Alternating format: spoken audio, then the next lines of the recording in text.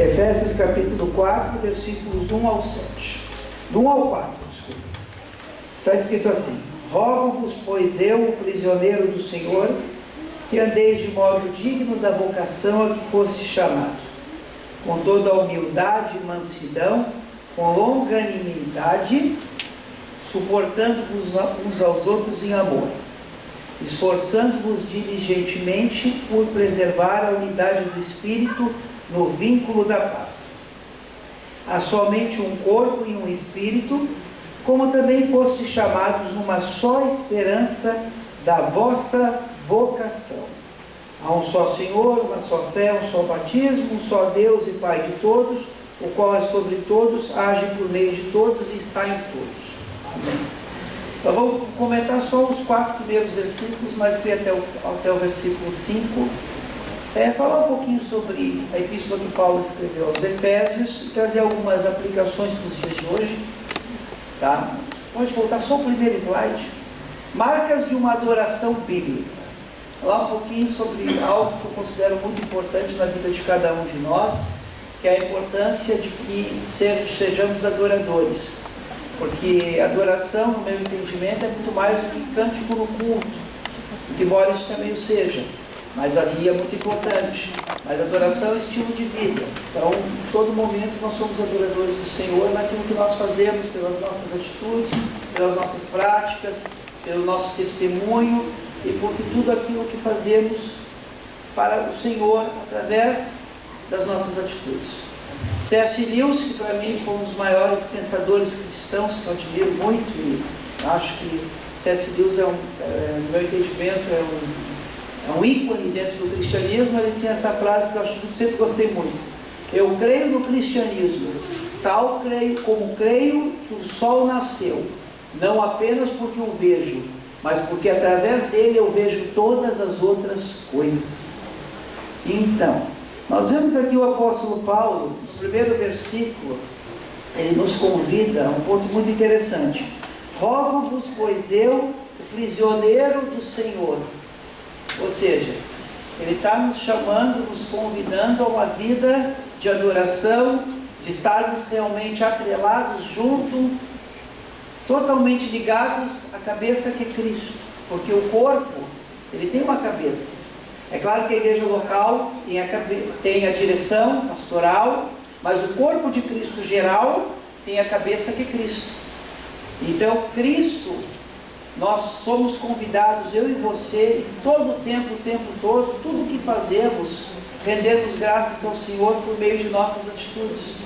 É o que Paulo fala: rogo, pois eu, o prisioneiro. No contexto romano, havia a questão do escravo. Paulo pega o termo doulos, que é grego, usa de empréstimo nessa passagem e utiliza assim: quando eu e você estamos em Cristo, nós encontramos a verdadeira liberdade. Por quê? Porque nós somos agora presos no Senhor, mas aí encontramos a verdadeira liberdade. Porque temos a liberdade da consciência. Agora a nossa consciência está cativa a Cristo. Nosso pensamento está cativo a Cristo.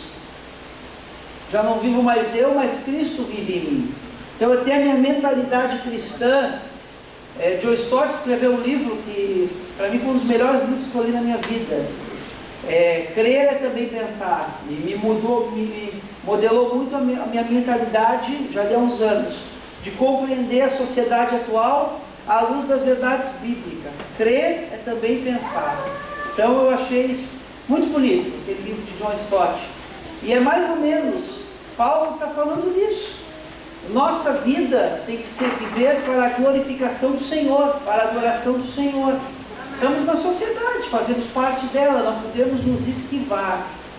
Esquivar no Brasil significa se afastar, viver num legalismo, no isolacionismo. Deus não nos chamou para nos isolar, Deus nos chamou para influenciar.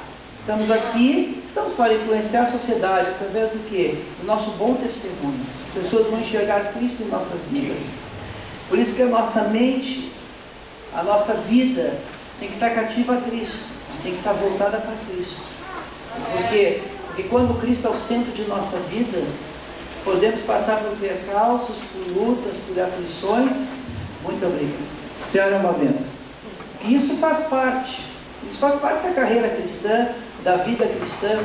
Até Paulo comparou a vida cristã aos Jogos Olímpicos, né? Aos desafios, a uma maratona, porque no primeiro século havia o contexto na Grécia dos Jogos Olímpicos, e Paulo comparou aos Jogos Olímpicos, a maratona cristã. E a vida cristã é uma maratona.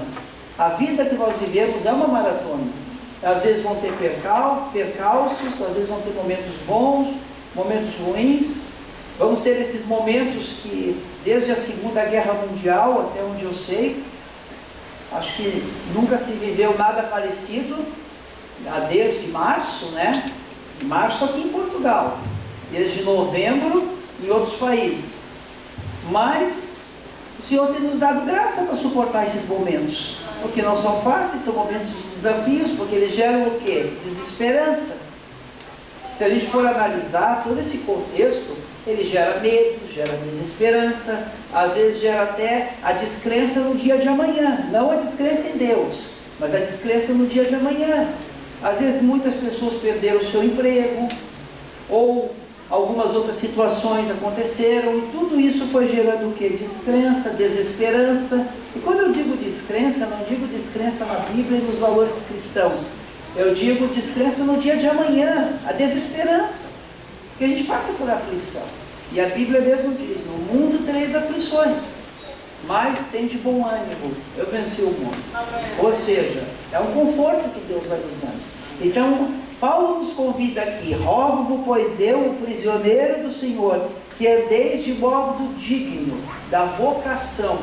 A vocação, todos que somos cristãos, temos uma vocação para o chamado cristão. Todos que estão aqui nessa manhã, todos que aceitaram Jesus Cristo como seu Senhor e Salvador, que foram regenerados em Cristo, justificados pela graça mediante a fé, que passaram pela gloriosa experiência do novo nascimento, tem uma missão e um chamado em Cristo. E a missão e o chamado em Cristo, ela se completa nos dons espirituais, nos chamados e assim por diante. E nós temos o prazer de falar de Jesus no nosso trabalho, para os nossos entes queridos, para os nossos familiares. Por quê? Porque isso faz parte da nossa missão. E nos dá prazer isso, faz parte da nossa vocação. Agora, é claro que Deus usa pessoas de várias formas. São os múltiplos dons. É o que Pedro fala, né? Servir uns aos outros por dom que conforme recebeu. E tudo isso são marcas de um adorador. A partir do momento que a minha vida é uma adoração ao Senhor, em tudo eu vou glorificando a Deus e procurando edificar o meu próximo com as minhas atitudes. Só o próximo. O que é adoração? A primeira coisa é determinar o significado da palavra adoração. Ontem à noite eu coloquei na minha rede social esse textinho. Botei lá na minha rede social. A adoração manifesta o amor integral. Há múltiplas formas de cultuar e adorar a Deus. Porém, o ingrediente imprescindível é o amor sem limites. O pastor Russell Shedd, que eu tive o prazer de conhecer em 2016, pastor, conhecer em 2016, para mim foi talvez no Brasil, considero o maior ensinador que o Brasil teve, embora não brasileiro, ele é um missionário, ele é, salvo me engano, é escocês, trabalhou na Bolívia e morou muitos anos no Brasil, foi como missionário e morreu lá, pela Missão Batista. Ele tem essa frase aqui, ele relata que o amor deve ser a base de tudo. No seu livro Adoração Bíblica, ele relata que o amor deve ser a base de tudo. Um verdadeiro adorador manifesta um amor integral, e esse amor envolve desde sentimentos mais íntimos até pensamentos e atitudes do cotidiano, ou seja, do dia a dia. Interessante que essa palavra integral é o sentido holístico, é o cuidado integral do ser. E no meu entendimento, esse amor integral, ele abrange tudo.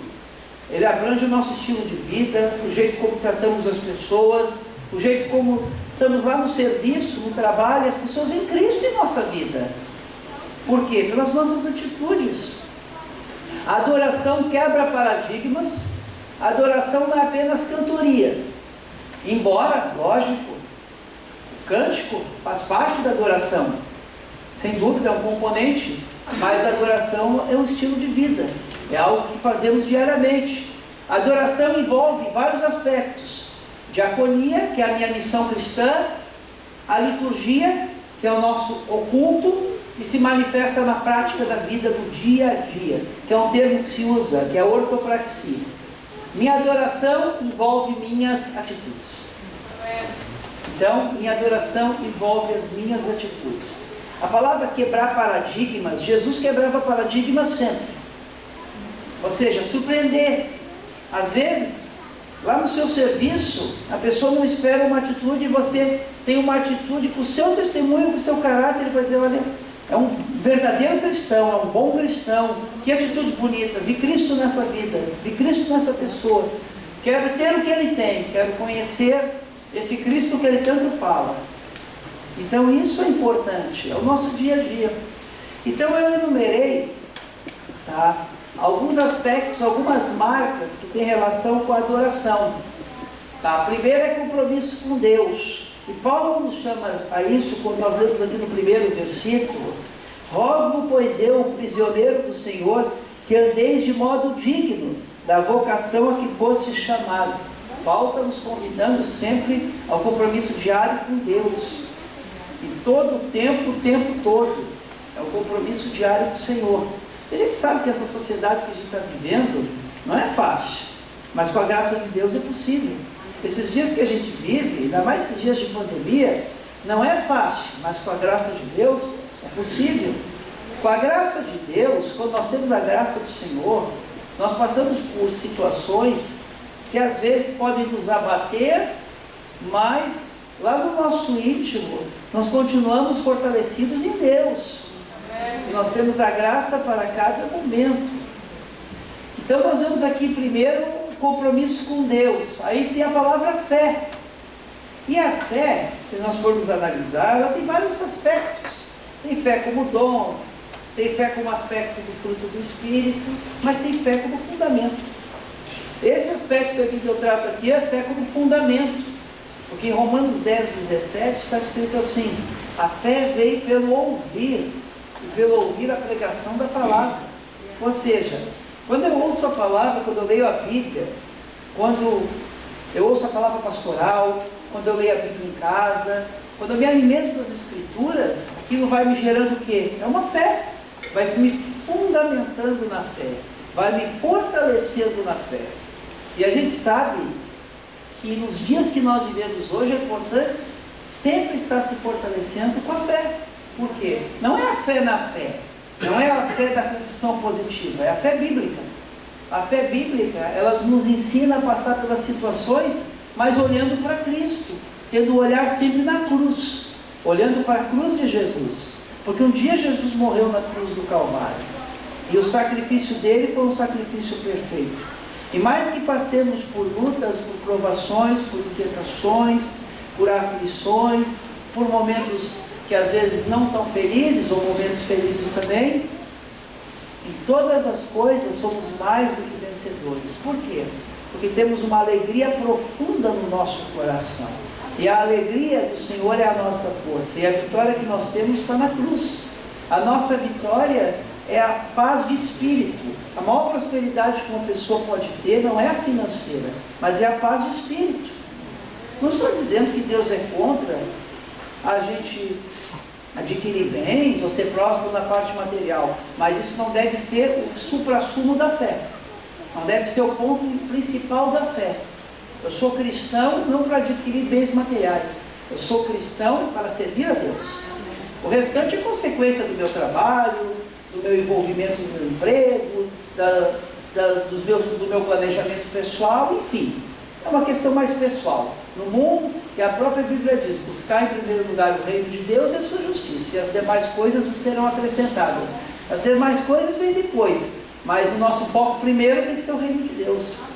E então, essa fé, esse compromisso com Deus, fé é o fundamento da verdade, isso tem relação com o meu relacionamento com a palavra. Vou me fundamentando na palavra, vou me fortalecendo na fé. Vou me fundamentando na palavra, a gente vai passando por momentos que podem, que às vezes você está lá na sua casa, só você sabe o seu sofrimento, mas às vezes vem um versículo bíblico na sua mente, Você leu a Bíblia naquele dia, você está alimentado pela palavra, vai gerando uma alegria, você ora, aquela tristeza vai embora, e todos nós já passamos por esses momentos. Eu lembro um dia que eu fui demitido de uma empresa que eu gostava de trabalhar, que era a Telecomunicações do Estado de Santa Catarina, que era uma empresa muito grande. Logo quando eu casei, tinha um emprego bom nessa empresa. Infelizmente, coisas da vida, perdi o emprego. E eles me demitiram 6 da manhã. Eu trabalhava de madrugada, pastor. Eu trabalhava de madrugada, meia-noite às 6. Ganhava mais. Quem trabalhava de madrugada ganhava dobrado. Olha, eu vou falar a verdade para os irmãos. Eu saí de lá muito magoado. Porque eu também estava criado na igreja, mas era jovem, né? Estava recém-casado, não tinha tanta maturidade, e aquilo me abalou muito.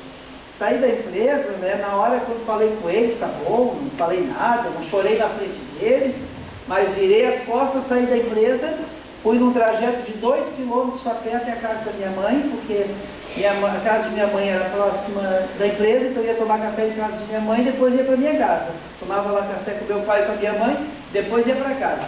Olha, eu fui 2 quilômetros chorando. Aquilo realmente me tirou o chão.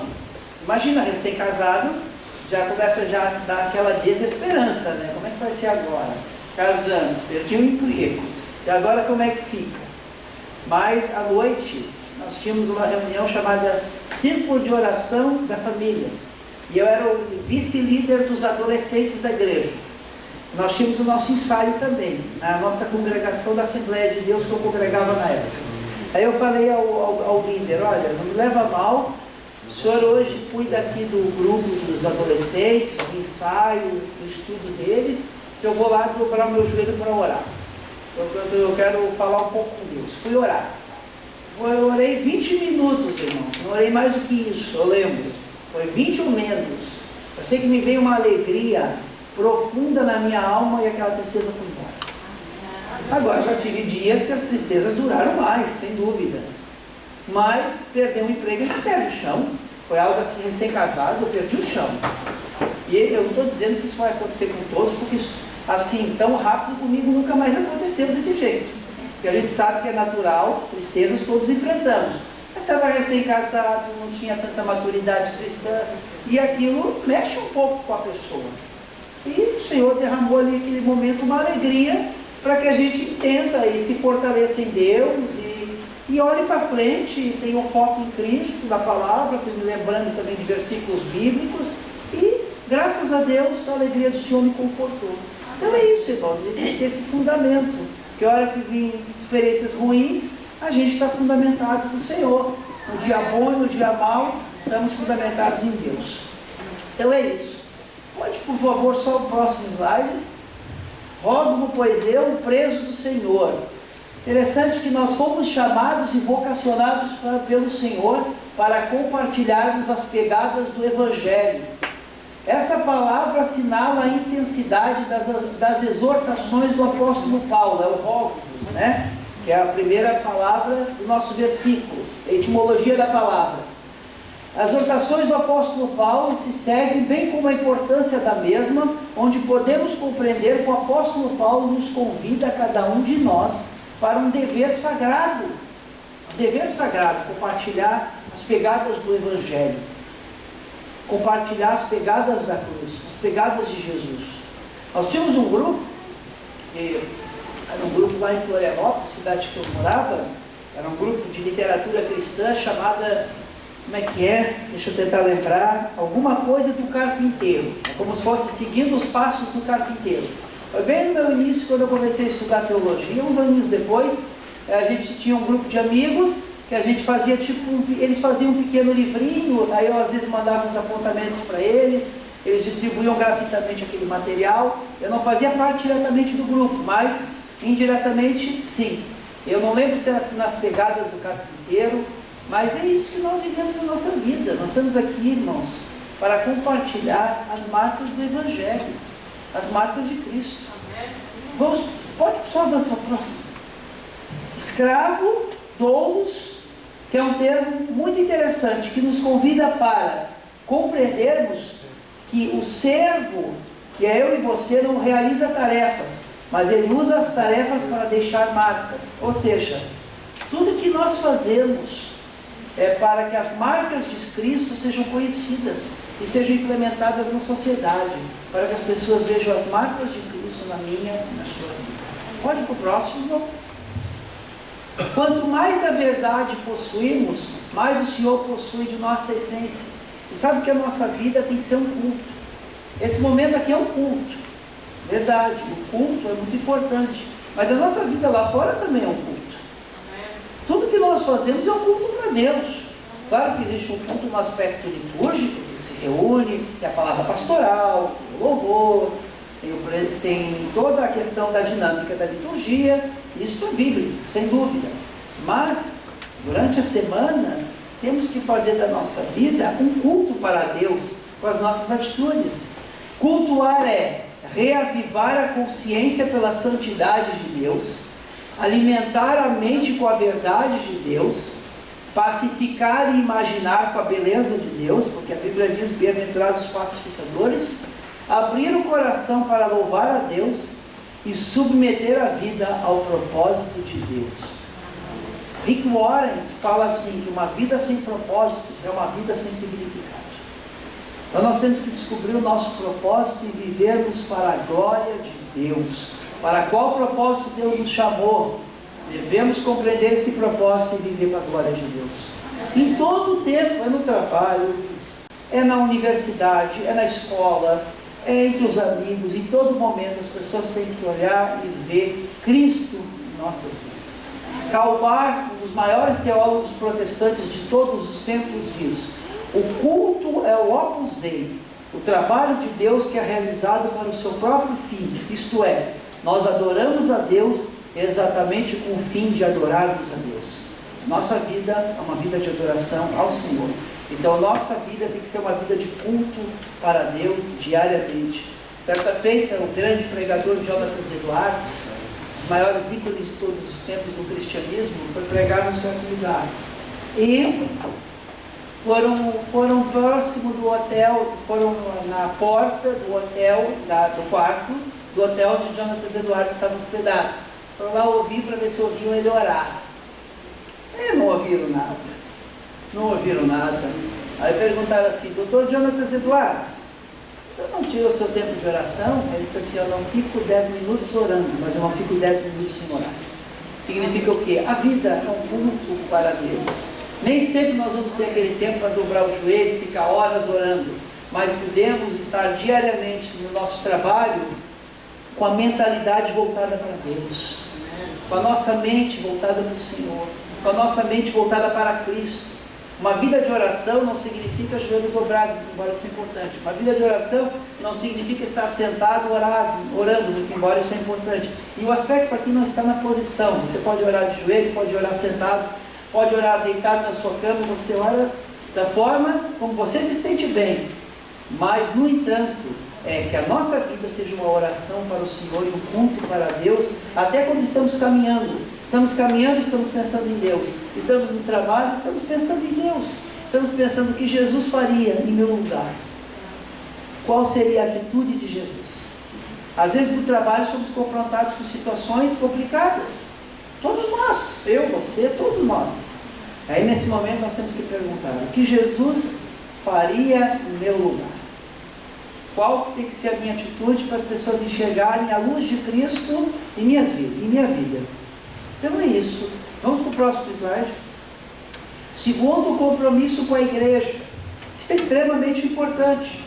Compromisso com a igreja. Segundo ponto da marca da adoração que eu vejo é compromisso com a igreja. Então no versículo 2 está escrito assim, com toda humildade e mansidão, com longanimidade, suportando-vos uns aos outros em amor, esforçando-vos diligentemente por preservar a unidade do Espírito no vínculo da paz. E no versículo 4, há somente um corpo e um Espírito, como também fosse chamados numa só esperança da vossa vocação. Então a igreja como diz Bill Hybels, a igreja é a esperança do mundo. Nós vivemos uma sociedade de desesperança, mas a igreja tem uma mensagem de esperança, a luz do Evangelho de Cristo Jesus.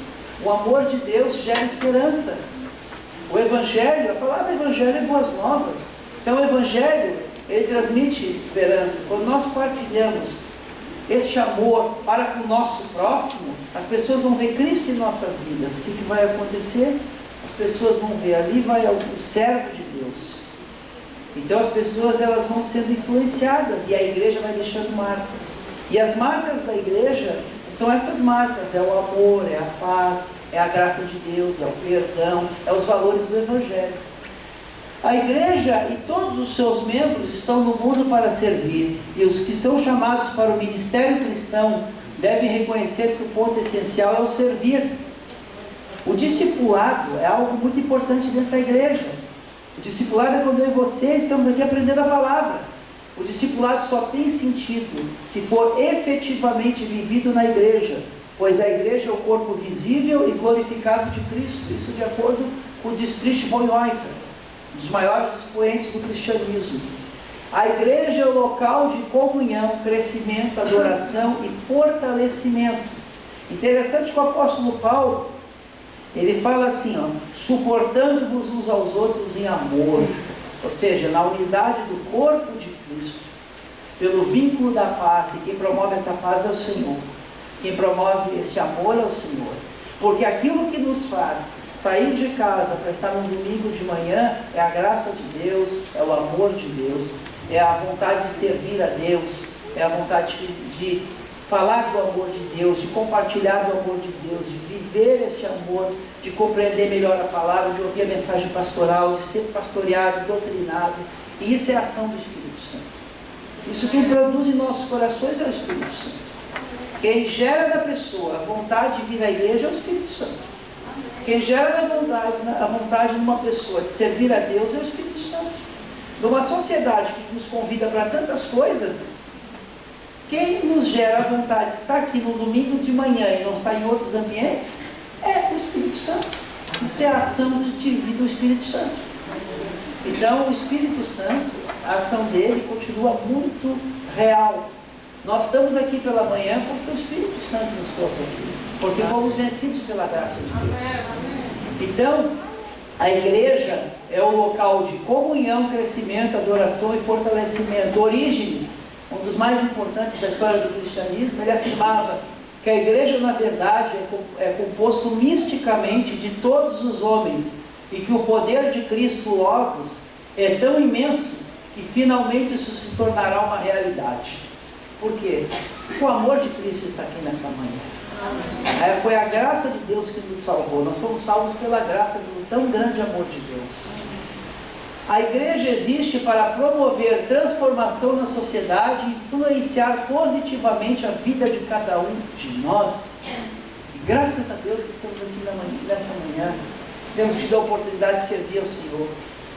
Graças a Deus que ouvimos uma palavra pastoral. Graças a Deus que somos pastoreados. Graças a Deus que somos edificados no corpo de Cristo, porque viver no corpo de Cristo é algo maravilhoso e precioso. Pode ter certeza, irmãos, e é bíblico.